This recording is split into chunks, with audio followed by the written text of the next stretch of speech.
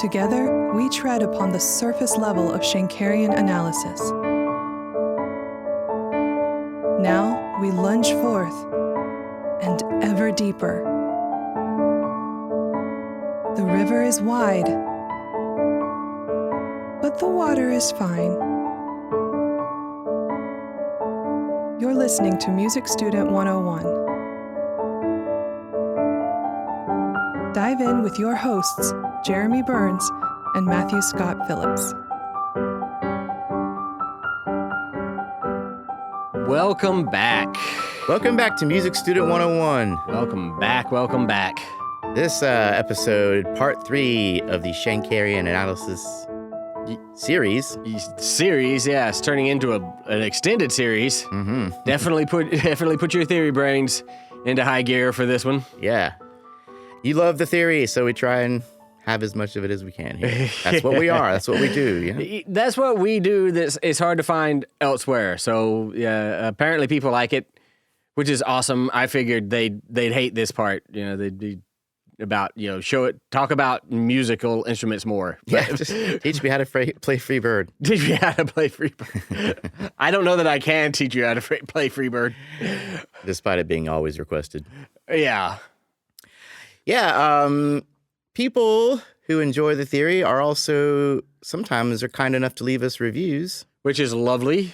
And we have ourselves a new 5-star review from Henwick. Maybe Henvick? Lovely. Henvick.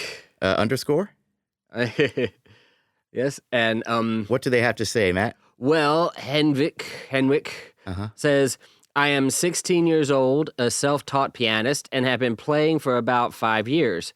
I started listening to this podcast a few months ago and have been loving it.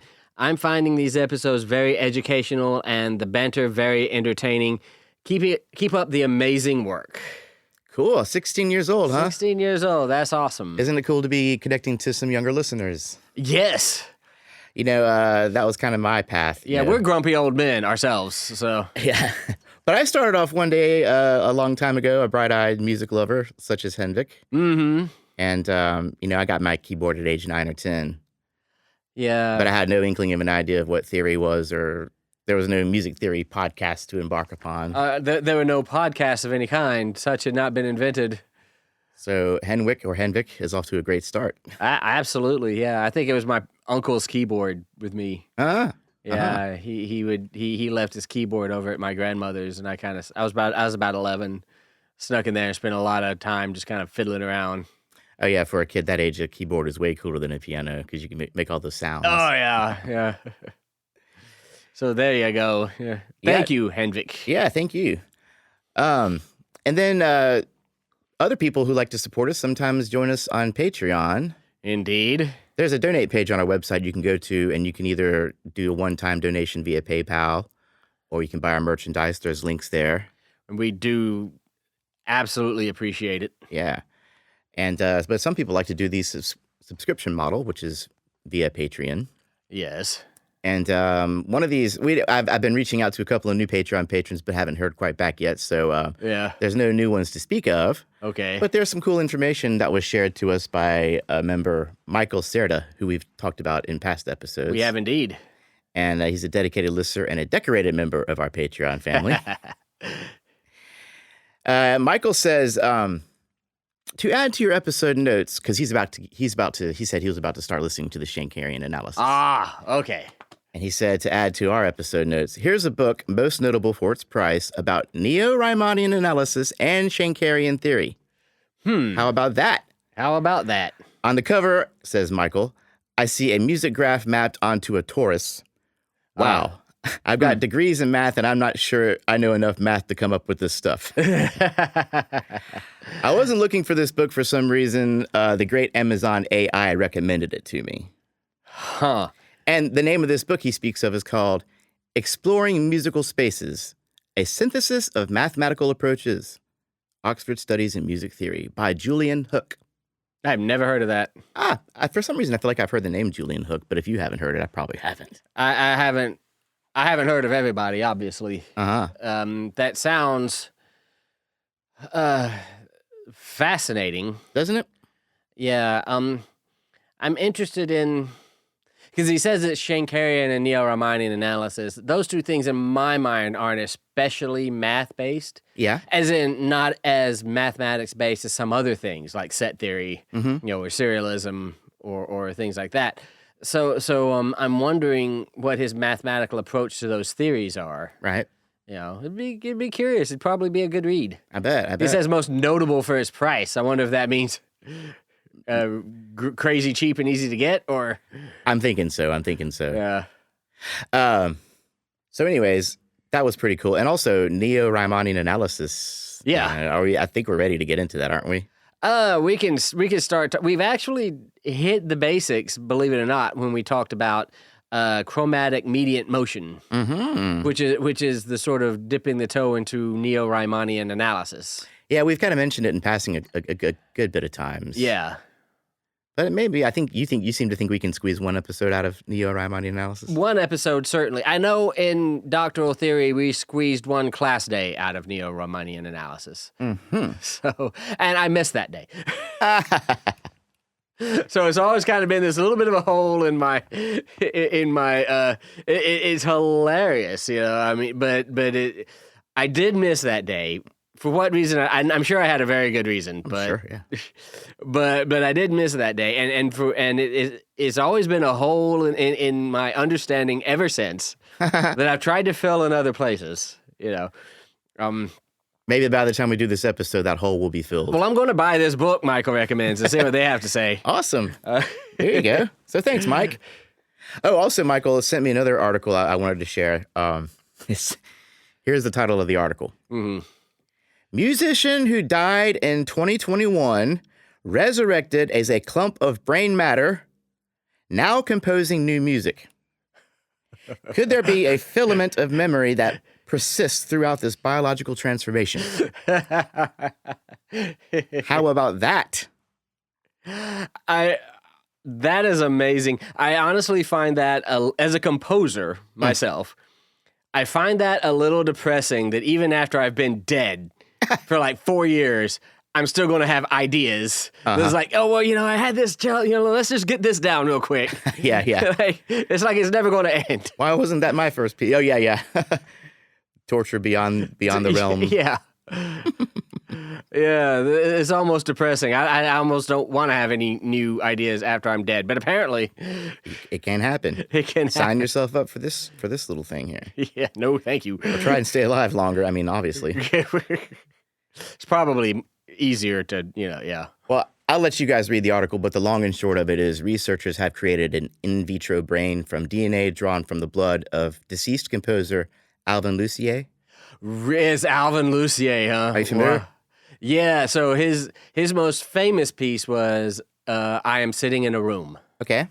In which he had this sort of speech where he says, I'm sitting in a room listening only to the sound of my voice. And it goes on for a few sentences like that. And so what he does is record that into a microphone. And then he plays the recording into a microphone and records that. Yeah. And then the recording of the recording into a microphone and plays that.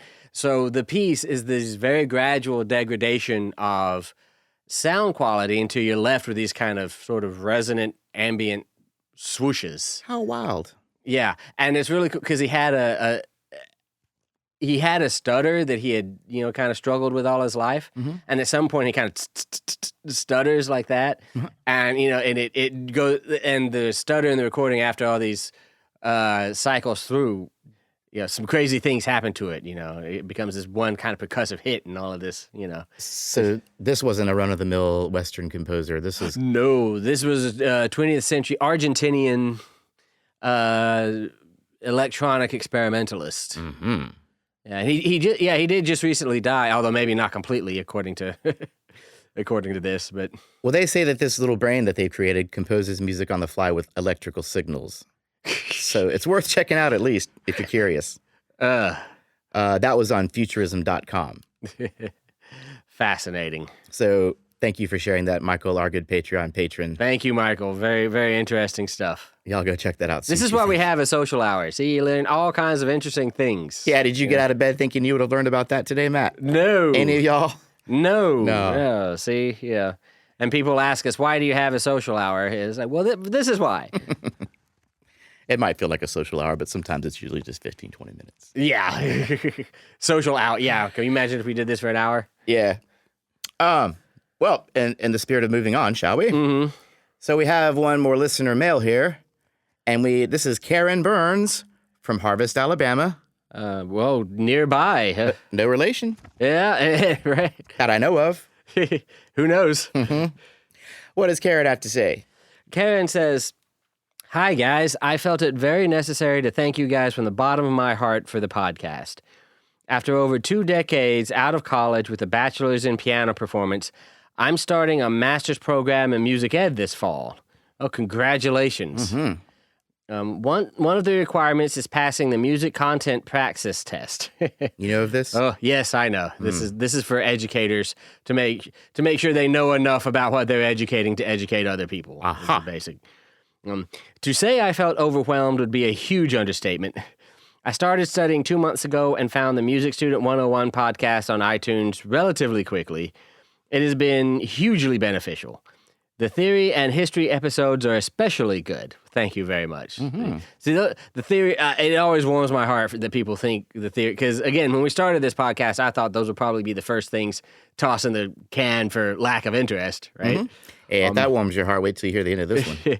Y'all make it easily accessible and enjoyable, and lots of things have come back to me and seem to make even more sense now. So thank you. And please keep doing what you're doing. In case you're wondering, I passed the praxis this morning on my first try. I owe a huge amount of thanks to y'all. Well, first of all, there's a big round of applause for Karen passing the praxis. That is no small feat. That is a big deal. Yeah. And on the first try, no less. That is deserving of some congratulations. It sounds like bar exam level stress. It's stressful. It is very stressful. Yes, and so yeah, it's that's a big deal, and it definitely feels good when we help somebody's career along. Yeah, especially that kind of thing when you know that when you think about all the stress that goes into taking these exams. Yeah, that you can have a leg up with your friendly neighborhood Music Student 101 podcast. And especially people who are studying music in this very rigorous academic way, so as to be taking tests like that. Mm-hmm. You wonder, well, are you really doing enough to that they're going to find something on that level that they can really use? Yeah. But it seems to be at least occasionally happening. So yeah, that does make me feel good. Absolutely. Yeah. So thanks for sharing that, Karen. Thank you, Karen. And we wish you all the luck and success in your music path, your musical journey. Absolutely, yeah. And good luck in grad school. Yeah. Now that you've passed the praxis, you get to start taking master's level courses. And how perfect that we're kind of getting into master's level courses on this podcast, huh? Yes. Yeah. And I don't know if we've said this directly yet or not, but we are indeed at this point pretty beyond what people learn getting a bachelor's in music in terms of music theory. Oh, yeah. Now, history, we've got a ways to go because we kind of procrastinated on those for a little while. Sure, yeah. But in terms of theory, we are sort of, not sort of, we are definitely moving into material that is more commonly the stuff of graduate programs. Mm-hmm. And we may backtrack and cover a couple of last little things from your senior year. Yeah. But yeah, it is definitely getting deep. And speaking of getting deep. And thank you, Karen. Thank you, Michael. And thank you, Henwick. Thank you all for your support. We appreciate you. Let's get on to it, shall we? Let's do. Okay, in episode 1, or I guess what we'd call part 1 of this series. Part 1 of this series. Which I think was episode maybe 134, something like that. We talked about Schenker himself and what little we knew of his childhood and slightly more of what we knew of his early adulthood. Yeah. And all that came with it. And the TLDR of that was he was kind of a jerk. Yeah. Yeah, he wasn't the coolest. He was not the. So one of the big reasons he had for creating this theory was to prove that European classical music, and specifically German classical music, was superior to everything else. Mm-hmm. Because, look, it's superior because, look, it does this stuff with the horizontalization of the tri and blah, blah, blah. So it does all this, ergo is great. Yeah. Which, follow that logic if you can. Mm-hmm. But, he also said things like, Stravinsky just really didn't fit his model, so he could only conclude that Stravinsky was just bad music. Yes. It's like, well, this music just be bad because it doesn't follow my model that I invented. And he had heated exchanges and horn locking with and insults towards Bruckner and Schoenberg. Schoenberg. Oh, those two hated it. You talk about two egos clashing. Yeah, no kidding. But was Schoenberg German? He was. Yeah, yes. Okay, yeah. Very. That's what I thought. AF. So anyways, we kind of gave an introduction to the basics with the three main levels that we talked about. Right. Which, real quick. So there is, and I'll try to make this as fast as possible. Mm-hmm. Jeremy's giving me that keep it short look. Yeah. So there is the foreground level on which all notes operate, all notes sound, and notes that belong specifically to the foreground level are the notes that are, the melodies and things that you recognize and make that piece of music the piece of music that it is. Mm-hmm. There is also, among all of those notes that you can hear, there are some notes that make up a middle ground level, which is sort of to say they are sort of forming the underpinnings and sort of the structural support of the piece of music, which is in itself a way to say these are the notes that are sort of leading it towards the tonic triad. Mm-hmm. That's the deeper flow of the river. And beneath that, there is the deepest level, the background level, and which is the most fundamental notes of the piece of music, meaning the notes that are just moving from a 1 to a 5 that resolves to a 1. So just one digression that then resolves. Mm-hmm. And those are the different notes operate on different levels in the music. Yes, and we had a cool analogy where maybe like the ersatz or the deepest level would be kind of like the concrete slab that a house is built on, the foundation. Yeah, imagine it the foundation, or a concrete slab is even better, right? Yeah. All houses are built on this concrete slab. Concrete slabs themselves are pretty boring, right? You couldn't just live on the concrete slab. Mm-hmm. You'd be better off living in the woods. But they are fundamental. That is what everything else is built upon. Now, by the time this house has plumbing and electric, you can probably live in there. This is kind of a middle ground kind of deal. Middle ground deal. And then, but what makes it your house? The paintings, the pictures, the color furniture. you painted the living room. Yeah. All of that stuff. Yeah. Surface level. Yeah. So you want all of these levels, right? Yes, we do. You need them for this analysis. Yeah. For the sake of this. Now, we also talked about prolongation and horizontalization. We did. That fun word. Yes. And we'll kind of continue to talk about that a little bit as we go through these episodes. Yes. Do you want to give us a quick example of that too? We can. Or definition. So prolongation is sort of the utilization of these multiple levels to sort of keep a chord going, nominally the 1 or 5. Mm-hmm. So if so prolongation, right? Very simple example. Mm-hmm. I just use these two neighbor notes to create a 4/6/4 chord, number 1, but also to sort of keep that 1 going without going just, not just prolonging it by playing it a bunch of times, which would be really obnoxious, right? Yeah. But to have two neighbor notes that go up and then resolve back down, very typical example of prolongation. Nice. So that whole little bar, if you want to call it that, was sort of a prolongation of 1. Mm-hmm. And these things can get very, very complex, right? Where you can go 2, 6, 5, 1. And so can think of it as a prolongation of 1, right? Right. Yeah. Right. It gets, or 1, 5, 6, 4, 1, 6, 4, 5, and you get, right? and it's a prolongation of 1. Yeah. So these things get very, very complex. But the idea is to make that 1 sort of the middle ground element that's one of those underpinning things supporting that surface level, the paintings and the stuff, which is, the notes you're playing to make music. Yeah. Horizontalization is just taking that chord, and it is a type of prolongation. Uh-huh. It's horizontalization, where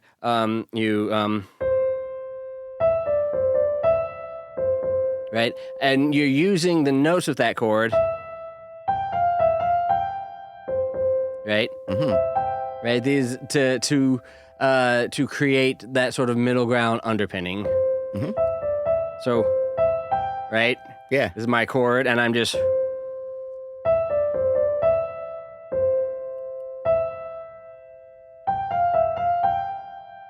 Right? Playing around in the same chord, but mainly hitting the main chord members. Right, yeah. So in this example, that chord, C major chord, could be said to have been horizontalized. It has been sort of made into the middle ground element. Mm-hmm. More basic examples are things like Alberti bass.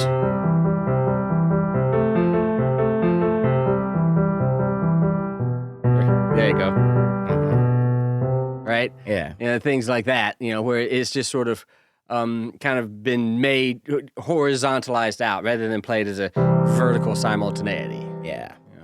And that was part 1. Now, in part 2 of this series, about 10 episodes ago, Yes. we continued our discussion of horizontalization, but introduced the interruption. The interruption. Yeah. So, if we remember playing Ode to Joy, starts on scale degree 3, me, right? And we,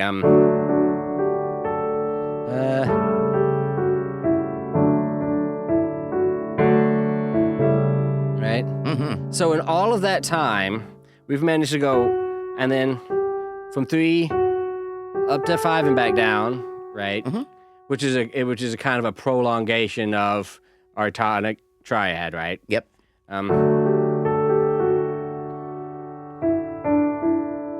And then back down to 1 and up to 3 again. So again, kind of we're prolonging 1. Uh-huh. And then we did this, right? And there was this big half cadence, right? Yeah. We're on scale degree 2. Uh-huh.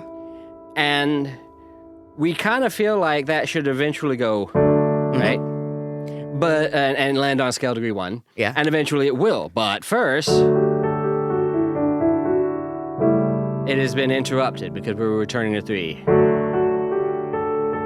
And doing it again.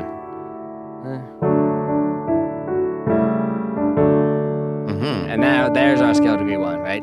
Yeah. So that return to 3 after moving down to 2, that represents an interruption, right? Our motion down to scale degree 1 from scale degree 3 was interrupted at that half cadence and started over. So when you boil it down, Schenker is saying, you're going to love this, Matt. 3 blind mice, basically. That was 3 blind mice is what you heard. Everything can be boiled down to 3 blind mice. Uh-huh. Yeah, that's a classic Schenker joke, yeah, that it's all just 3 blind mice. The first song you ever learned as an infant was the only one you ever learned. Welcome to music theory. But going back, the interruption was basically when we landed on that half cadence, we were considering that scale degree 2 as part of that downward progression. Yes, and it absolutely was scale degree 2. It sure was. And no longer a prolongation of the tonic triad. It really, we moved somewhere at that point, right? Yes. We moved along this progression, which we're going to talk about these a lot today. The 3 blind mice. Yeah. We just got interrupted halfway down. And while there have been examples, and there have been examples in the past where we throughout maybe the first 4 measures, a 5 chord makes its appearance, but maybe within 1 beat or 2 beats, not long enough to consider it. We're saying Schenker might have looked at that and just called it a passing moment or a neighbor moment. A harmonized passing tone. Whereas what you just did, where the 5 occurred on the half cadence, we're going to go ahead and call that a proper 5. Right, yeah. We're going to go ahead and call that a proper 5. Motion to something. We're no longer simply prolonging 1. Yeah. in a 5 chord, we kind of struggled with this in those episodes. How can a 5 chord be prolonging 1? You say we, but I know what you mean. Well, no, I mean, I'm sure many people listening also struggled because it's a concept that can be kind of new to us.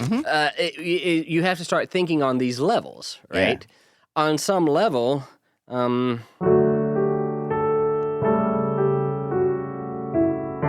that 5 was just itself made up of 2 neighbor notes. Yeah. Right? I neighbored up to there, and I neighbored down. Yep. To there. 5th stayed where it was. 5th stayed where it was.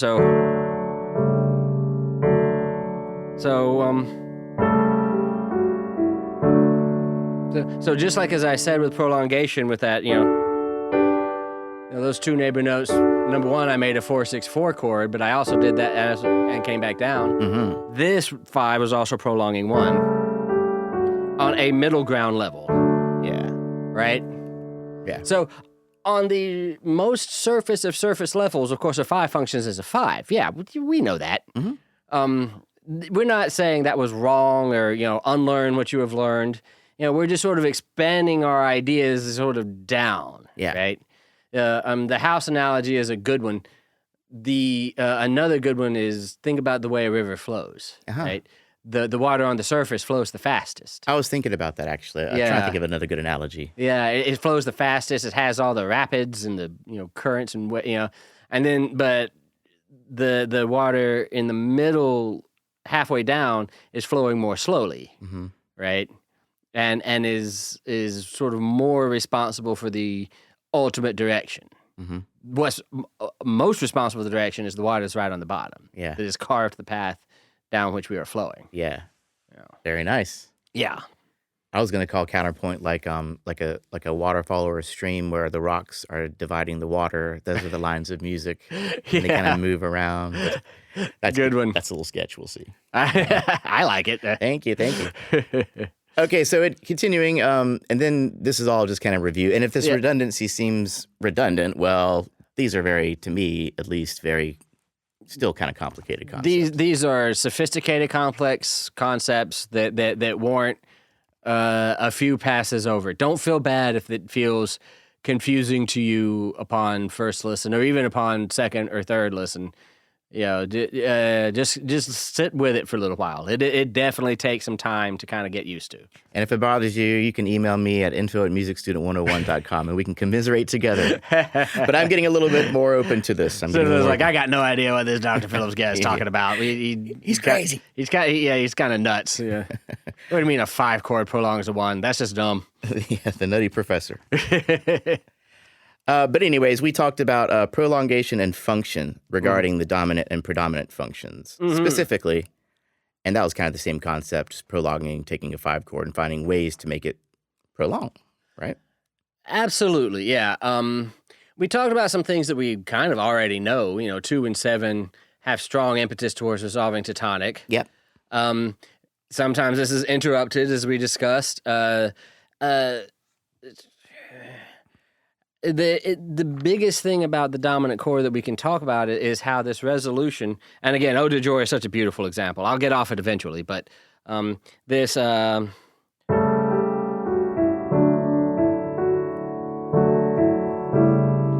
this 5 is not truly resolved until 4 measures later, right? Because it's interrupted.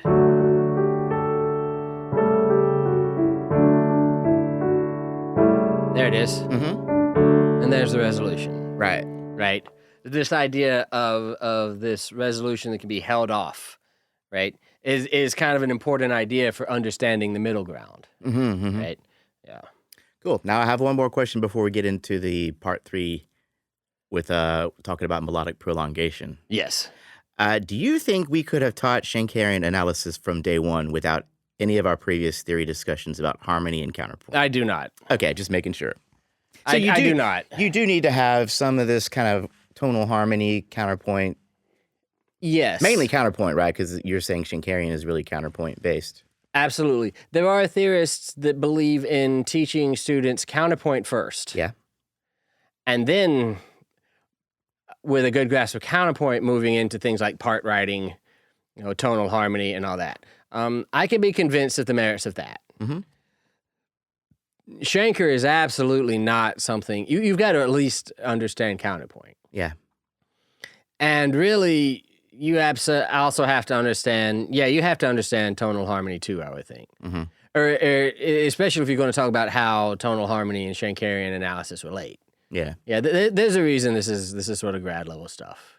And that, my friends, is why we recommend you hear these episodes in sequence. Absolutely. Especially the theory and ear training Now, episodes. you can talk about basic music theory using Shankerian language and with a sort of Shankerian approach. And there are definitely textbooks that do that. Uh-huh. For those people who, I've said in past episodes, Shanker's a religion. Yeah. And for those people looking for converts, they use these books which will have you sort of, the idea is you'll be thinking about Schenker from the very beginning, right? And then it's just a nice, easy flow into, and you'll think, how is this even new when you finally get to Schenker analysis? You've been indoctrinated into Schenker. Whether it actually works that way or not, I can't really say, but because I've never done that, nor was that done to me. Yeah. So. All right, man. So let's get into it. Let's do. And where we left off on your lecture notes So we've talked about harmonic prolongation a lot. Yeah. About the dominant functioning in prolongation, horizontalization, creating this middle ground, and how, something that was, sort of expanding our definition of neighbor note to include notes that were actually harmonized. Mm-hmm. But then on those middle ground levels are actually still sort of neighbor notes, right? Because we're involved in this prolongation of the one chord. We've been talking about that a lot. Yeah. So the other, and really I think the primary facet of basic Shankerian analysis is the idea of melodic prolongation. That not only are these chords prolonged by the harmonies, but they are, in fact, also prolonged by the melodies. Mm-hmm. And what is kind of really crazy and mind-blowing is that when we study these prolongations closely, the same things keep cropping up all the time. On the foreground, in the middle ground, on the background, all of the same kind of ideas seem to come up a lot. Elements. Yeah, the same element sort of, leading to the notion of an organicism of tonal music, the idea that we are flowing towards tonic in observable and predictable ways. Mm-hmm. I like that. Yeah, it's pretty cool. So if we go back again one more time to Ode to Joy, like I promise I'll get off it. Oh, who can have enough of Ode to Joy? AKA Three Blind Mice. Anyway.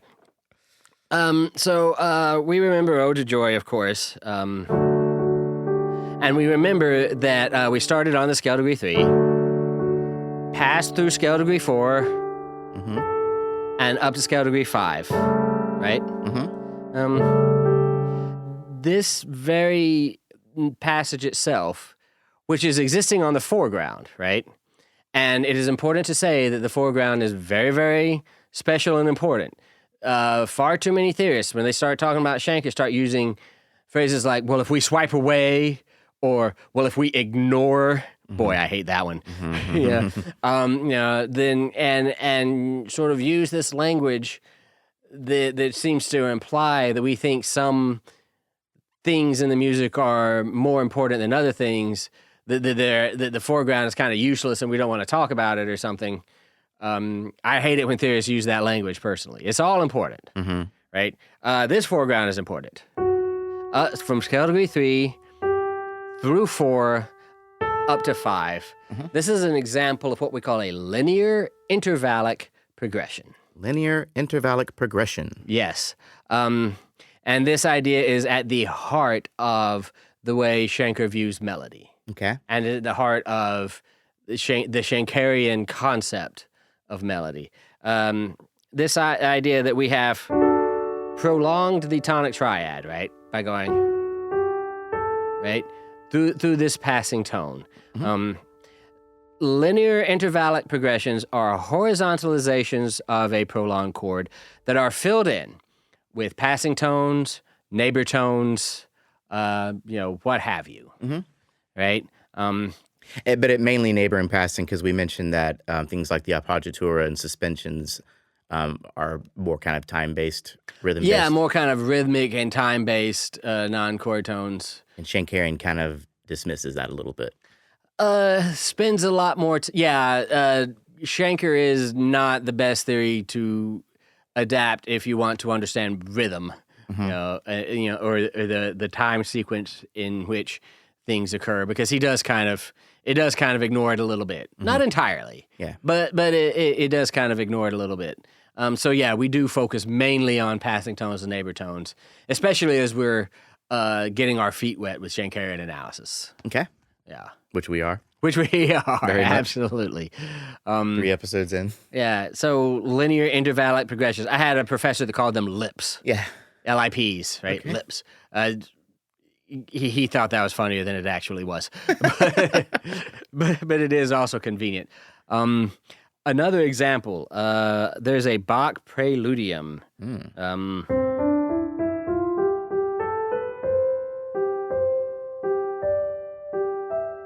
Yeah.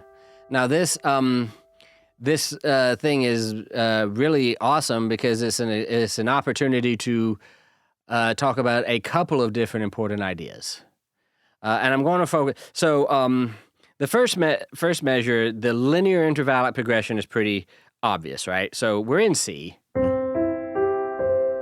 major chord. Yep.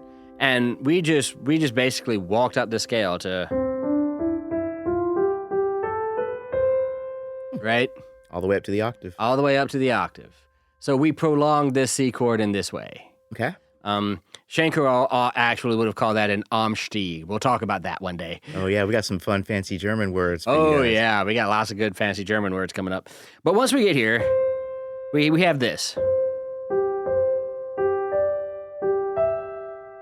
Which what I did was bouncing off of this G, bouncing off the scale degree 5. Right? Our upper voice, as it were, is moving 1, 2, 3, do, re, mi, right? Yeah. We're just interspersing it with these hits of G, so we would think of this as a compound melody. Yeah. Meaning a melody that is itself made up of 2 voices. You can think of a soprano and alto voice at work here, right? Where the alto voice is kind of in G. Staying there, yeah. And the soprano voice is doing this. Right? Yeah. And this do, re, mi is a linear intervallic progression. I would call that one that is happening on a middle ground level. Okay. A close to the surface middle ground level, perhaps. But a sort of middle ground level where. Right?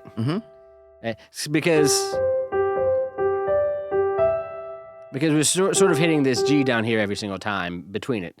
So this absolute surface level, but on a slightly more middle ground, we are passing from scale degree 1 to scale degree 3 and passing through scale degree 2. Yeah. Yeah. Very nice. Yeah. So a great example of an ascending linear progression. Ascending linear progression. Yes. Because it's moving up. Yes. And it was moving across the interval of a third.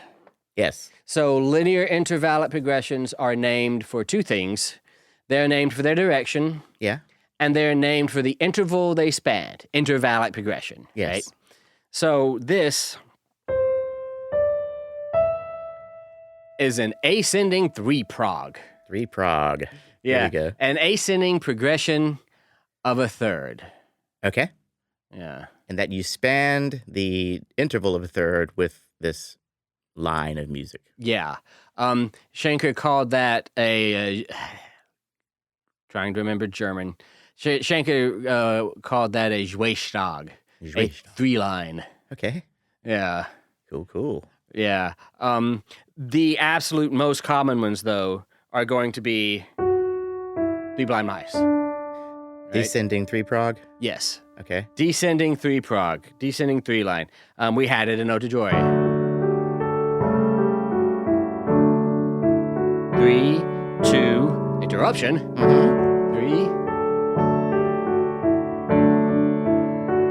3, 2, 1. Yeah. Right? And more stuff.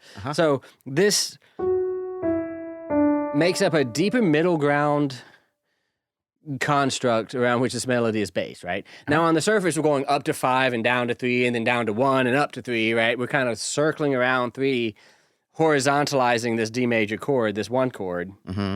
But then on a more middle ground level than that, this 3 has been prolonged and is eventually going past 3, 2, 1 to sort of end the phrase, right? So this is a middle level linear intervallic progression. Very nice. The entire symphony conceivably is one giant 3-line, 3-prog, right? We would just have to analyze a whole lot of music before we started to see that. Yeah. Right? Like I said, these kind of things will happen, the same sort of ideas happen on multiple levels, right? They happen in the middle ground. And by the way, there's more than one middle ground, right? Theorists will talk about the high middle ground versus the mid middle ground versus the low middle ground, right? Yeah. Because different things get weighted different ways, right? There's just one surface level. There's just one ersatz or foundation level. There's just one ersatz. There's just one fundamental underground. But there can be multiple levels of middle ground depending on sort of where you're prioritizing, what exactly you're trying to observe, what exactly you're trying to get your students to observe, kind of like how much time do you want to spend, right? Like there can be multiple middle ground levels. Yeah. And generally there are at least 2 or 3. So am I understanding correctly that some elements can be found on 2 levels simultaneously? Things that happen simultaneously often get put on the same level. Okay. In one sense, yes. But remember the river. The surface water is flowing faster than the mid-level water. Right? Yeah. So it's going by at a quicker rate. So these linear intervallic progressions are happening, and then another one will happen, right, or something. And then the middle ground linear intervallic progression is just kind of making up more of the music, kind of going by more slowly. Yeah. Right. And then the deepest fundamental stuff is just 1, 5, 1. Yeah. Too much attention is paid to that, if you ask me. But there you go. There is also an ascending or descending 5 progression. Now, I believe it was an original assertion of Schoenberg himself that most stuff was a 3 progression, a 3-line. Yeah. Yeah. But he did also, especially at like the deepest levels. At the deeper levels, things were most often a 3-line. And the most common deep ersatz was a 3-line. But there's also such a thing as a 5-line. Right? Okay. Coming down from the 5 or going up to the 5? Yeah. Yep. Yeah. And this is probably the second most common, especially at deeper levels. And you can do all sorts of things within that, right?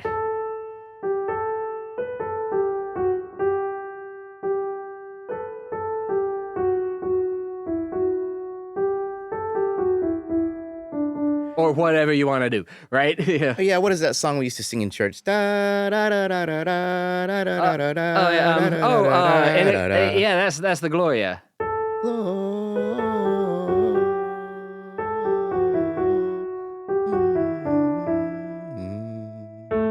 Is that a 5 prog going down from the 5?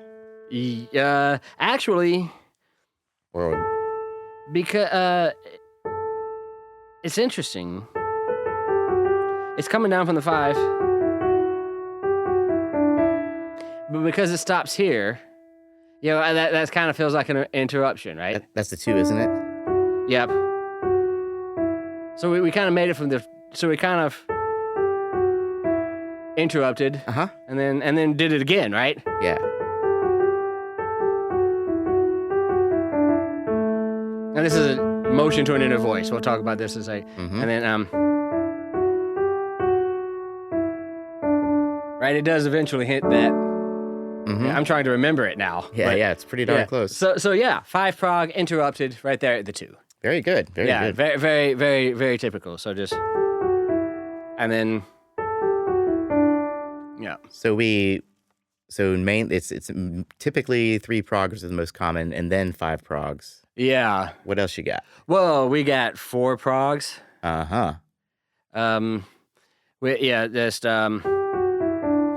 Those are uncommon because the interval of a fourth is considered a dissonance. Yes. So you won't see those unless they're typically thought of as an inversion of a 5 prog, right? Where the starting and ending notes was switched and made it shorter, right? How interesting. Yeah. Also often seen as an inversion is the 6 prog. In German, the Sechstung, which always kind of made me laugh a little bit. And when if you have, but if you invert that third, right? Yeah. Then and you'll see this kind of thing. Right? You'll see this kind of thing happening in melodies.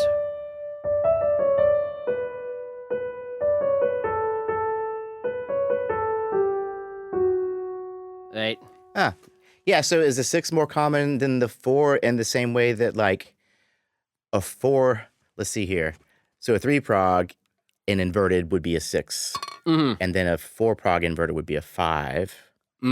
But that's why because the 3 is closer to the root, or because it's closer to the actual. Yeah, because it inverts to another consonant. Yeah. Yeah, whereas the 5 inverts to a 4, which is technically in counterpoint a dissonance. Even though it's a perfect fourth, it's still thought of as dissonancy. That's so funny. So yeah. And then sort of one of my favorites, you can start all the way up at the octave. Right? And go all the way down. That is an 8-line. Man. 8 prog. An octazug. Yeah. How often does that happen? Well, it actually happens. Here's a super famous example.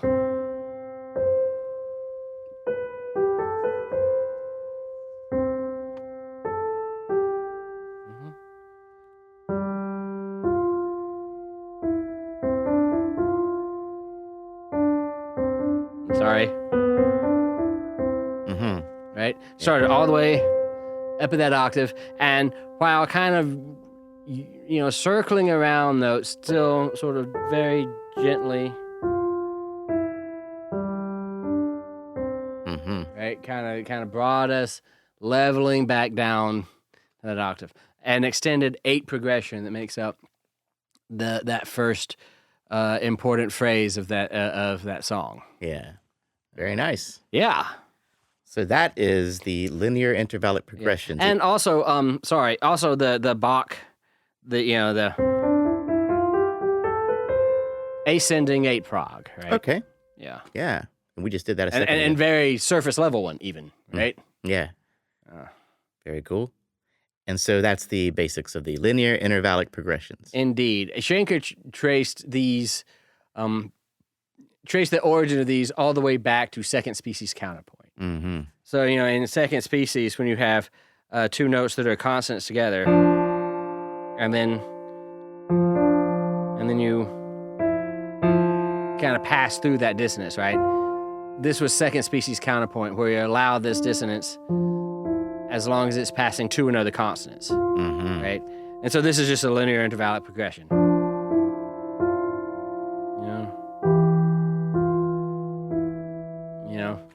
Cool. So really, I feel like all Schenker really did, and it's kind of amazing that everybody sort of got out the torches and pitchforks, and still get out the torches and pitchforks to this day. All he ever really said was, okay, we take it for granted.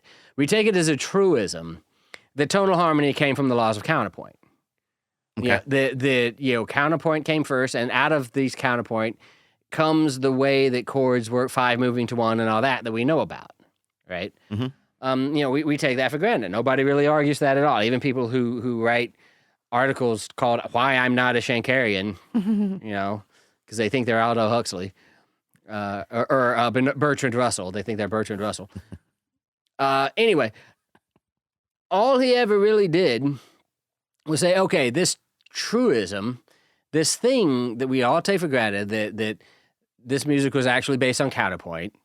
Okay, well, let's take some music by, esteemed and respected composers of the repertoire, Bach and Mozart and Chopin and, whoever else, and let's, sort of see if we can observe. And look, yes, in fact, look at it this way, and you see that it is sort of the result of counterpoint. Mm-hmm.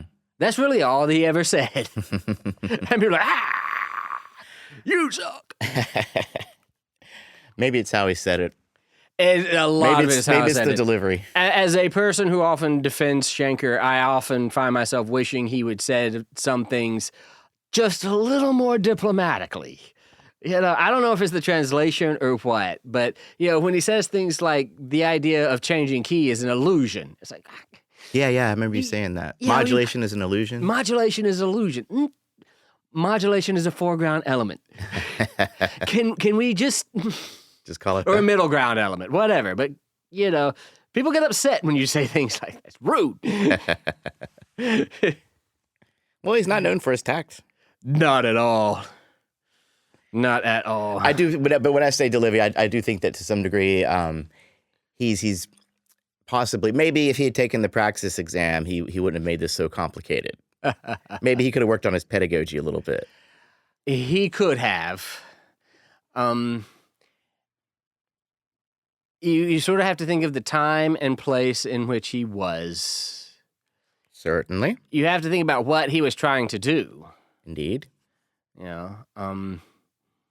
And you have to think about what he was trying to say.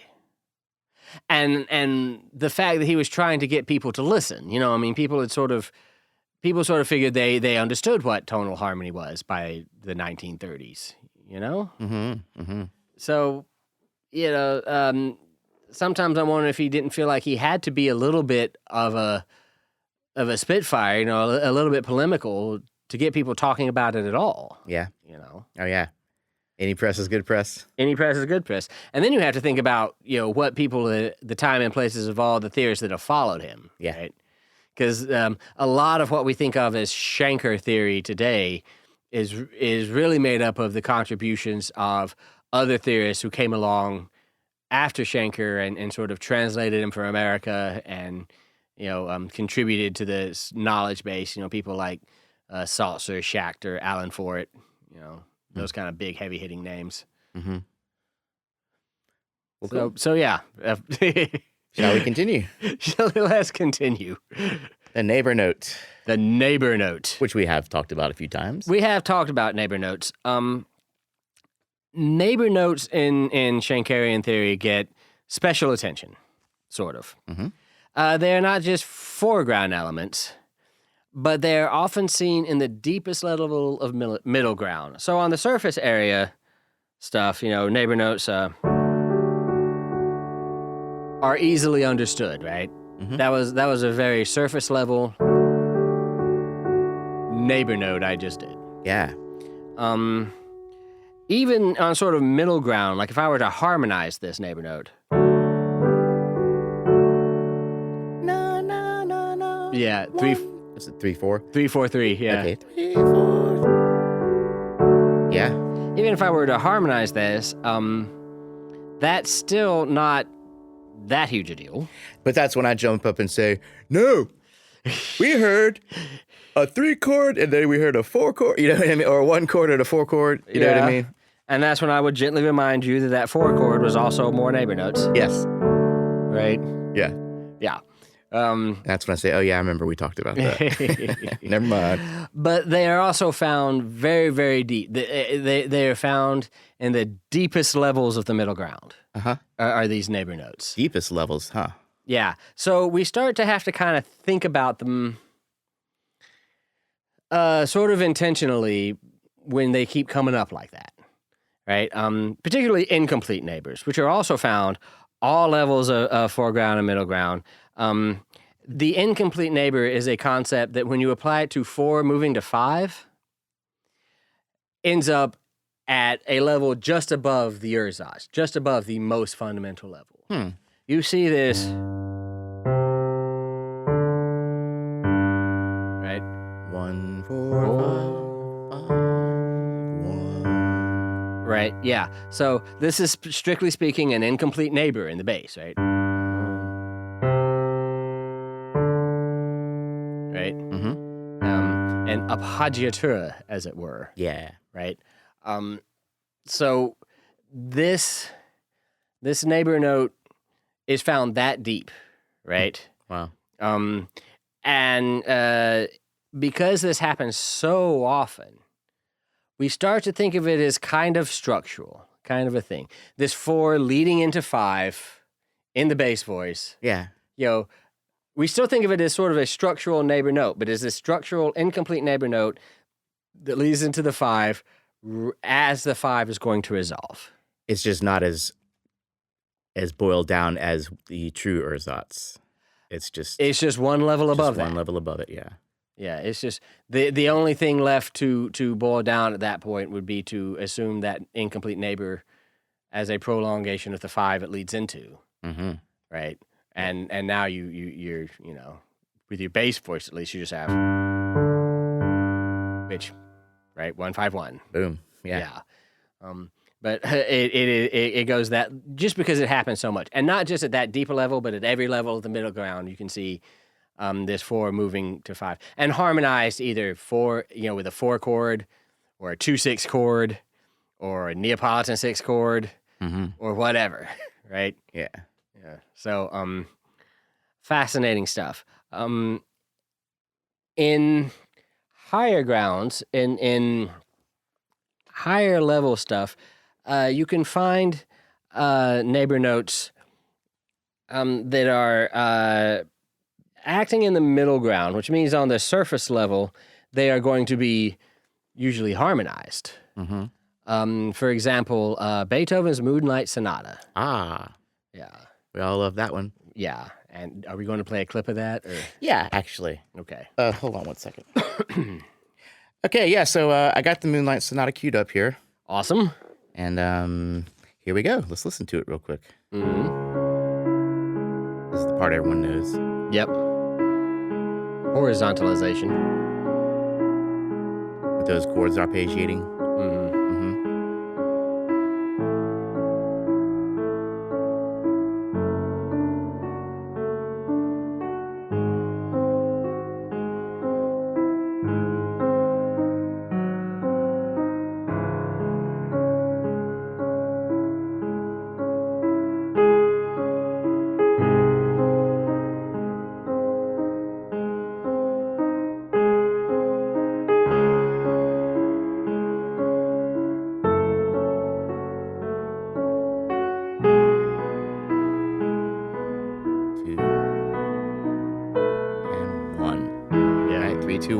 Yeah. Okay. So, well, we did end up in the relative major, right? Yes. We managed to modulate from C sharp minor to E major. Yeah. Over the course of that little thing. Right there when that melody started. Right? And we had our little, you all know I'm not a pianist, bear with me. We had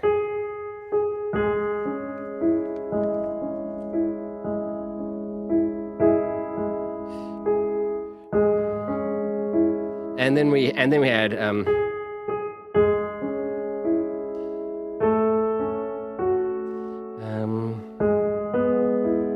right, and then we're in E. That little A from G sharp to A, is an example of a neighbor note on a middle ground level, right? Okay. Because we are still prolonging C sharp minor. Yeah. Right. Oops. And then. Right. Yeah. So. It's just it has been sort of driven into a middle ground role by the fact that it got harmonized. Right. If I had just gone. Right. That sounds like another one of those pieces of his, right? Yeah, sounds like one of those other pieces, right? Right? Yeah. Well, that would have been, whereas that would have been a foreground level neighbor note. See, I was thinking the same thing about the Moonlight Sonata, though, because it's really what makes that melody the melody, you know? Yeah. It really, or makes the Moonlight Sonata the Moonlight Sonata. That da, da, da, da. Yeah.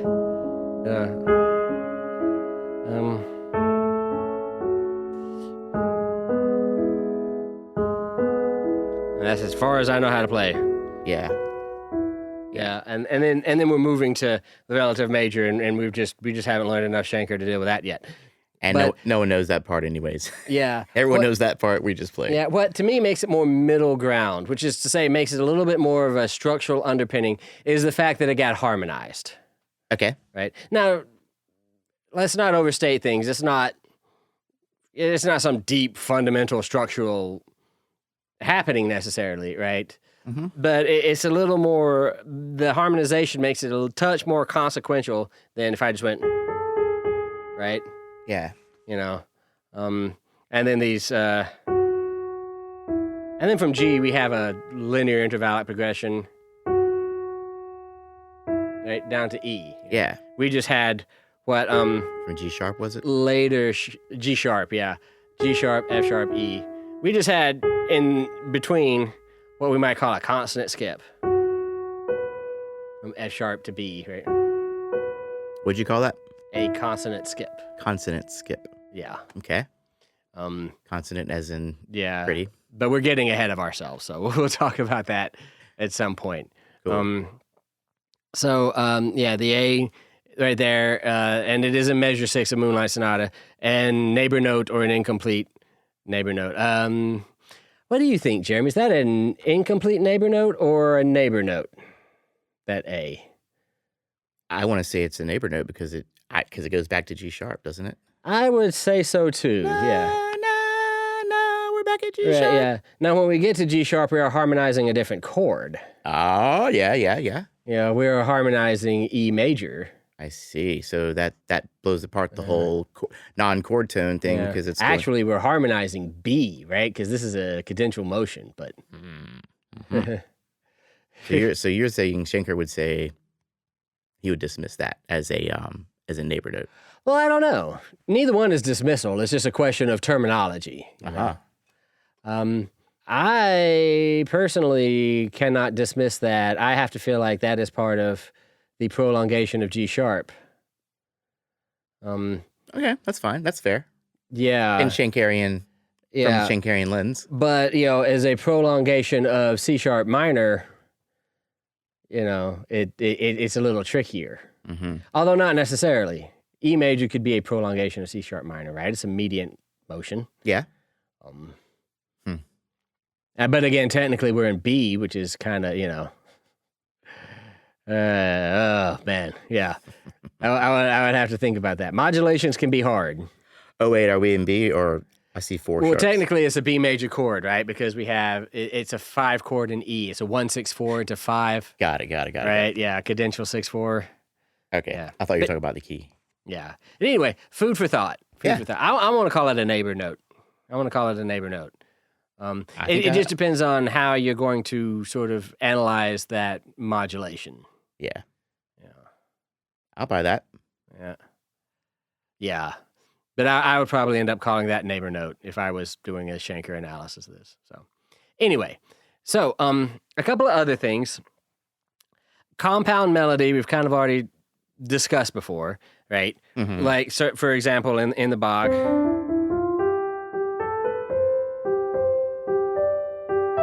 We have this sort of soprano melody involved in this ascending 3-prog. Mm-hmm. While this lower melody is staying on G. Yeah. Right? Yeah. An example, a good example. They had just been combined into this one melody. Sorry. Right? Is that a common scenario in a compound melody where you have one kind of anchor note and the melody moves back up and down to it. And yes. It really does sound like more going on, and that is because it's actually two voices happening, right? Yeah, that is a very common in a compound melody. One line of music, technically, but really two voices. Yeah. There are others. Right, and that one is sort of the upper voice that's right. This sort of staying still while the lower voice is doing all the work. Right. Yeah.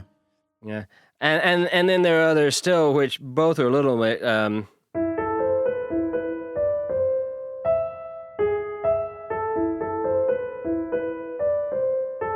Right? Both of those were a little complex, right? Uh-huh.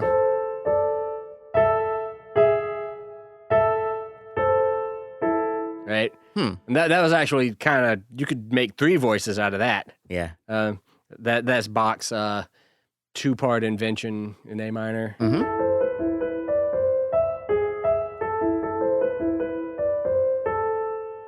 Right? Mm-hmm. Yeah. So so they get kind of complicated, but the idea generally is in this melody you can sort of suss out at least two different voices going on. I mean, we can hear it. Go back and listen to Moonlight Sonata again in that opening.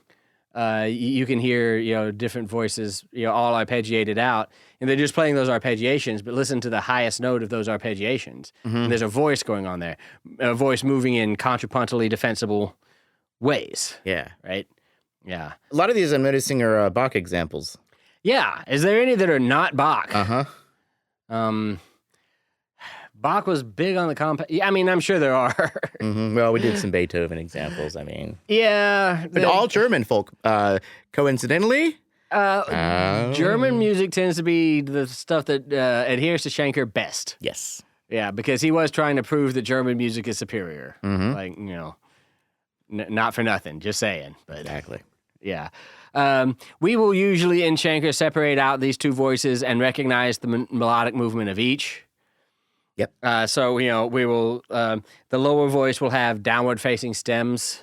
Okay. If they have stems at all, sometimes it would just be a little dot saying, hey, this note was there. Yeah. Yeah, so we'll just have a little dot saying, hey, yeah, this note was there. And these are notation, these are like the notation dots, right? I mean, these are without stems or with stems. Yes. Yeah, like sort of, just stemless notes. What would be just a solid eighth note looking thing or a solid? Yeah. They're all solid notes. Yeah. Not all. We will get into the notation. Okay. Yeah. I'm not gonna rush that. Yeah. It actually gets kind of confusing. Yeah. But when they do have stems, meaning they're kind of more middle ground level, they'll be facing down where the upper voices stems will be facing up. Mm-hmm. There can be neighbor notes or linear intervallic progressions in either voice. Usually you will find both of those things. Yeah. Happening in both voices. Is it more common to be the upper voice? No. Okay.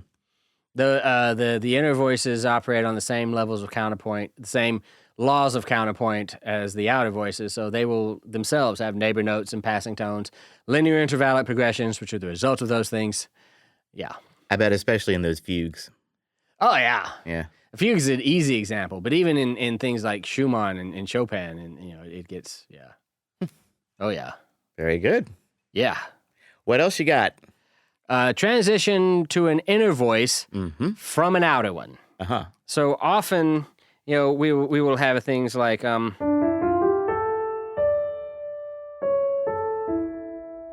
right. So we had this inner voice, and right, it kind of arpeggiated down into this sort of tenor range. Mm-hmm. Right. Yeah. From alto to tenor. Yeah. Or was it soprano to tenor? Yeah, and we will have that kind of thing happen a lot, and even sometimes sort of like and then right, and so we had this outer voice that was kind of left hanging, or really left hanging on C sharp, right? Mm-hmm. While we kind of transitioned down in here, right, and did stuff, right. And this C sharp has to be resolved, right? Yeah. And eventually it's going to. But for a brief little interlude there, our melody kind of transferred down into this alto voice. Yeah. Right? And kind of did things. Often in arpeggiation, we'll do this, move to a note in an inner voice. Ode, again, with the ode to joy, but I'm tired of Bach now. So when this is happening, the alto voice isn't necessarily going down. It's just kind of being replaced by the soprano. The soprano voice is now in its yes, territory. because we're talking about melody. We're talking about melodic prolongation here as an overarching, So yeah, it's kind of going down and becoming the melody. Got it. Right, yeah. I mean, the person singing the alto voice might honestly go down. Who knows? Music is complicated. Yeah. But again, so going down to this D when the upper voice was prolonging F sharp, right? Yeah. Conceivably motion down into an inner voice, right? If you wanted to think of this D as the inner voice, which you might want to. Mm-hmm. Even better example in the next phrase.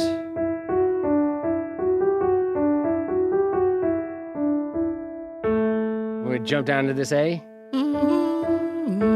Yeah. Yeah. Motion into an inner voice. Yeah. Right? Yeah. When this happens, the outer voice is thought to be continuing on, and any resolutions or prolongations will be resolved later. Okay. What that means is sort of distance hearing. This voice is kind of where we were left hanging. And when we jump down into the inner voice, we can play around in the inner voice all we want. But remember, this voice is still here. Yeah. And like I said, usually,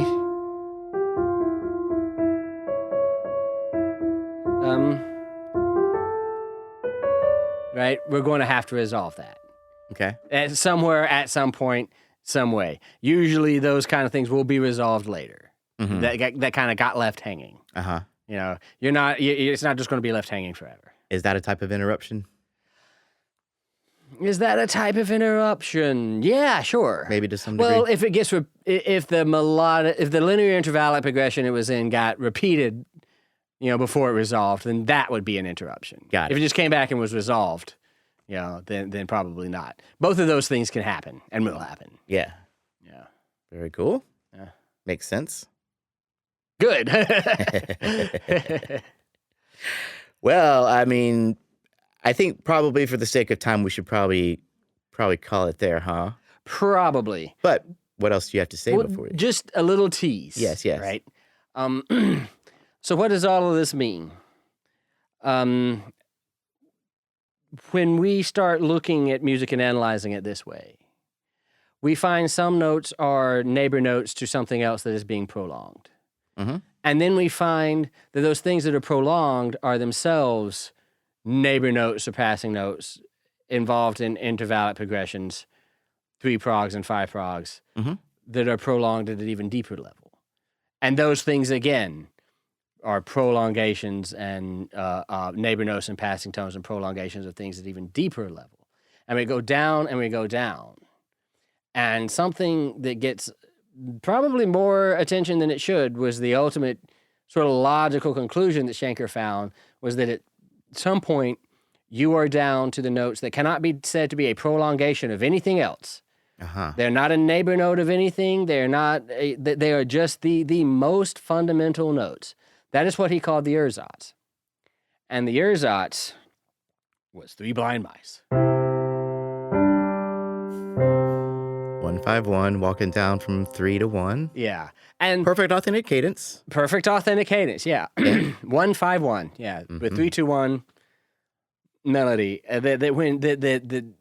Every piece of music was its concrete slab, mm-hmm. as it were, was that, or one of only 2 other variations. And I love that idea.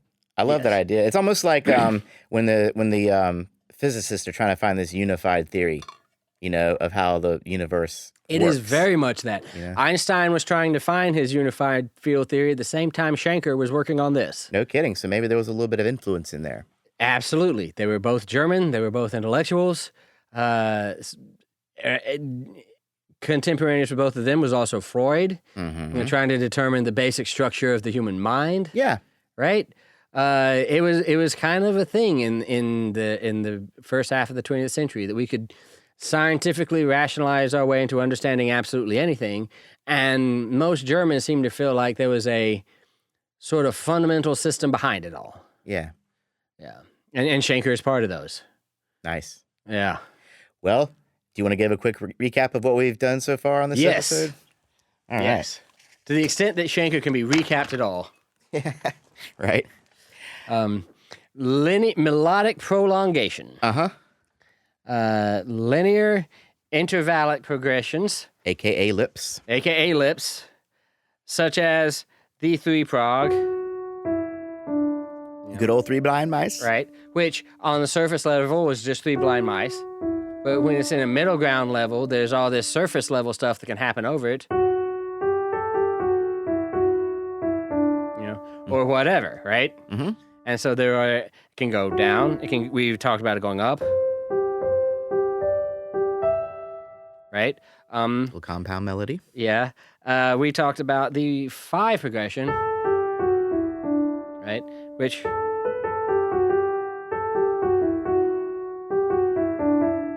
Right? Mm-hmm. Right? Which is from 5 down to 1.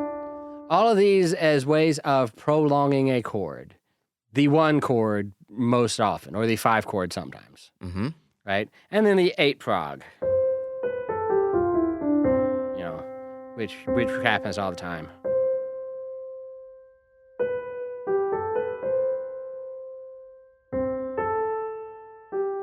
Stepping down. Yep.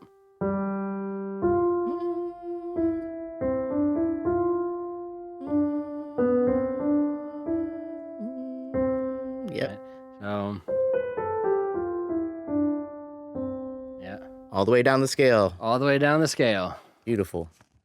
Yeah. And I would have never thought about that unless you explained it to me just then. My brain does not break things down like the German engineers. Well, what's that Red Letter Media said once? You didn't notice, but your brain did. Oh, yeah. I mean, there's a reason when you feel like this is such a peaceful, gentle melody, right? Yeah. I mean, look at how gently it's letting you down this octave.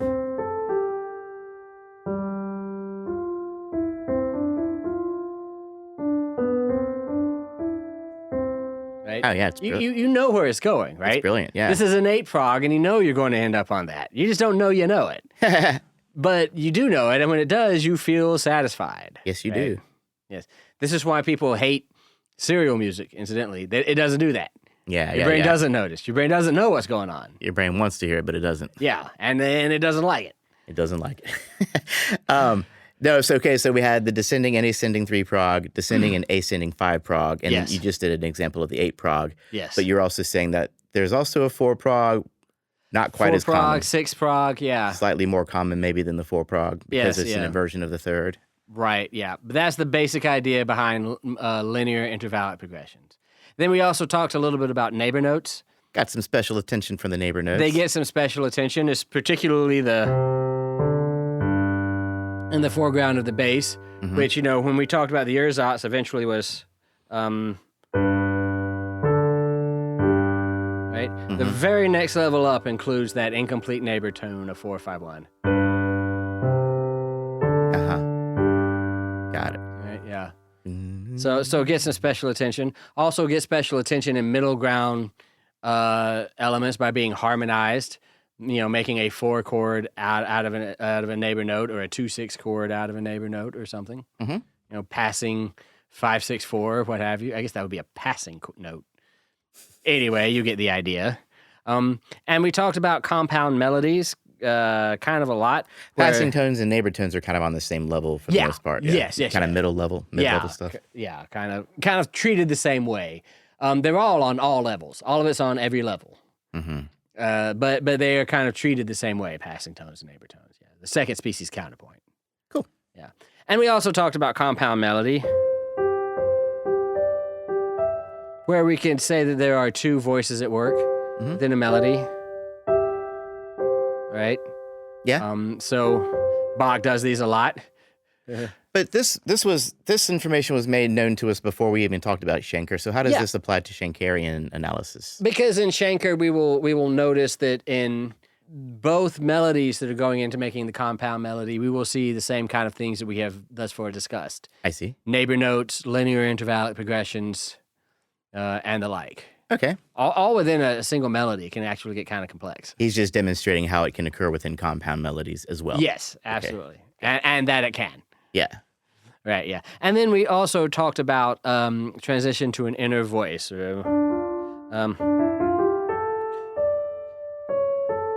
Right, where we arpeggiated our way down into this inner voice, right? And kind of got let this C sharp in our outer voice left hanging. Yeah. And how that tends to resolve at some point. We won't leave it hanging forever. We'll come back and that'll get resolved at some point generally. If we're composing good music by Schenker's standards. By Schenker's standards, right, yeah. And by counterpoint standards, and all of these guys got famous by writing good music by counterpoint standards. So we can reasonably expect that Bach didn't leave an unresolved seventh hanging out in an outer voice. Now, Bach wasn't saying, was Bach just like, oh yeah, this melody's badass, this is a good melody? Or was he actually saying, this is a two voice, this is what's going on here is two voices? It's hard to know exactly what Bach thought. Why am I asking you? Yeah, you have a better idea than I do, I'm sure of it. It's like, talk to Bach, dude. Yeah. I mean, at some point, he definitely thought that melody was awesome. I'm sure he also understood that this melody was based off these chords. Right? Yeah. But I'm sure he wasn't thinking, oh, this is a compound melody. But he was probably thinking of, he definitely knew where every one of these notes needed to go, right? Mm-hmm. Yeah. So that's a neighbor note, and he knows that.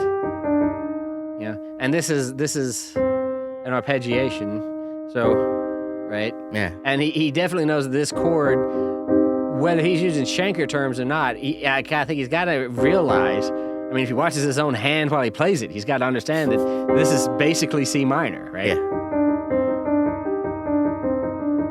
Right? Yeah. So and then you think, well, where should C minor go contrapuntally? Well, or whatever, right? Mm-hmm. Yeah. So that pretty five. Yeah, that was a pretty five. I never learned the next measure of that piece. So, go look it up. It's one of the Bach two-part inventions. Yeah. It's the C minor one. Mm-hmm. Yeah. So there you have it. There you have it, huh? And we've got much more to talk about with Schenker. And actually the most mind-blowing stuff that if we started with that, you'd probably hate Schenker. Yeah. Like forever, incurably so. Learn how to crawl first, huh? Yeah, absolutely. Absolutely. So what are some things we have to look forward to now? We've covered a pretty good bit of stuff, but there's a lot more, huh? Yeah, so we haven't really talked about the Erlina, the fundamental line. Yeah? I mean, we've touched on it. We haven't called it that. We can talk about the Erlina. We can talk more about the ersatz and exactly what it is and does. Mm-hmm. The bass arpeggiation, which Americans call it bass arpeggiation because the word in German that Schenker used, Basskandapferung or something like that, is mouthfully. Yeah. Right? Talk about the ersatz. And then there's all sorts of other things. We haven't talked about the notation yet. Yeah, there's a specific kind of notation designed to point out whether we think notes are in the foreground, middle ground, or background of any given piece. Yeah. And how those notes relate to each other. Mm-hmm. So, we can absolutely talk about that. There's lots of other techniques of prolongation. We haven't talked about Schenker and how it relates to form, like rounded binary form and things like that. Mm-hmm. So, a lot to do. Plenty more to be said. This will probably be one of the longest running series, because it is kind of like we're kind of addressing everything we've covered in music theory. Yeah, it just sort of looking at it in a different light. Yeah, from a different lens. Yeah. Yeah, I mean, whether or not we talk about German augmented six chords as it relates to Schenker, we'll see. But oh wow, yeah, interesting. Yeah. Well, I guess that's probably good for today, huh? I guess that's probably good. It's probably better to have a short one on a subject like this. Yeah, I think so. So. That last episode, I listened to both these episodes before we did this episode, and the last one was a pretty long one. Yeah. Yeah. Well, hey, My brain hurt. It takes patience. Yeah. No one ever said music theory was easy. No. Nope. High passion, low stakes. We will see y'all next time. Peace, love, and music. Though we dive deeper, is the water any clearer? Way more to come for this series. So stay tuned. If you wish to support us financially, click the donate page on our website, musicstudent101.com. You can also help us by subscribing, liking, and sharing on social media. For questions or comments, write us at info@musicstudent101.com.